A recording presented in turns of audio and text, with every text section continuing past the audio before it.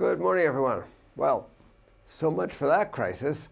Russian President Putin's talk yesterday, in which he said that he saw no immediate need to invade Ukraine, appeared to end the crisis as far as the markets were concerned, even though he did leave open the possibility of using force.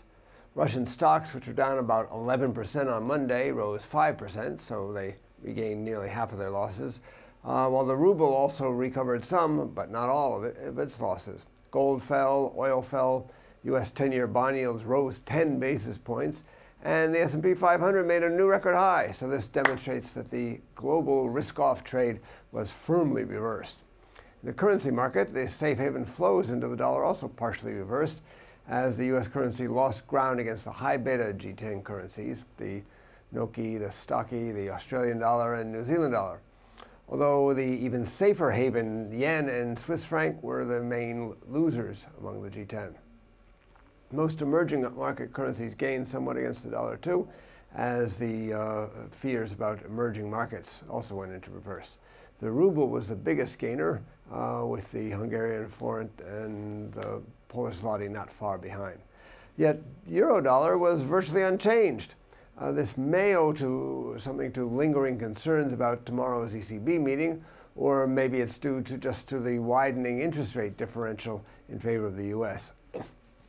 Personally, I'm not sure we've seen the end of this crisis. This seems to have been a very big crisis that finished very quickly. But it appears that the market's already gone back to just worrying about the ECB and the non-farm payroll. So my view is I expect the U.S. data to improve gradually and for the dollar to gain as a result. Today we've got the service sector PMIs for February out from several European countries and the U.S. Both the UK service sector PMI and the U.S. ISM non-manufacturing index are forecast to have fallen in February. The final data for the same month are coming out from France, Germany, and the Eurozone as a whole, alongside the final Eurozone composite PMI. They'll probably be out by the time you view this video.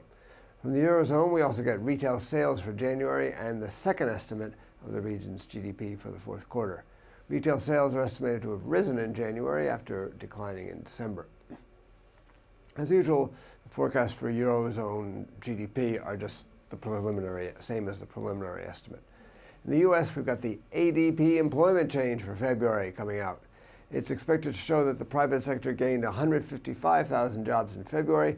That's almost exactly the same as the consensus 154K forecast for private sector payrolls. You've got to remember that the ADP report doesn't include the government payrolls. That should be enough to be dollar supportive, in my view. Also, the Fed publishes its Beige Book survey today. In Canada, we have the Bank of Canada interest rate decision. The market expects the bank to maintain its policy rate unchanged at 1%, so the focus is going to be on comments about inflation. At the last meeting, the central bank lowered its inflation projections throughout 2014. It was noted that inflation has been lower than expected and might not return to its ideal target for about 2 years. The bank will publish its updated outlook for the economy and inflation on April 16th. For more information, including technical analysis, please read the full comment on IronFX.com. You can also follow us on Twitter, like us on Facebook, subscribe to our YouTube channel, or circle us on Google Plus to get more trading ideas. This is Marshall Gittler, Global Head of FX Strategy at IronFX Global, wishing you solid trading.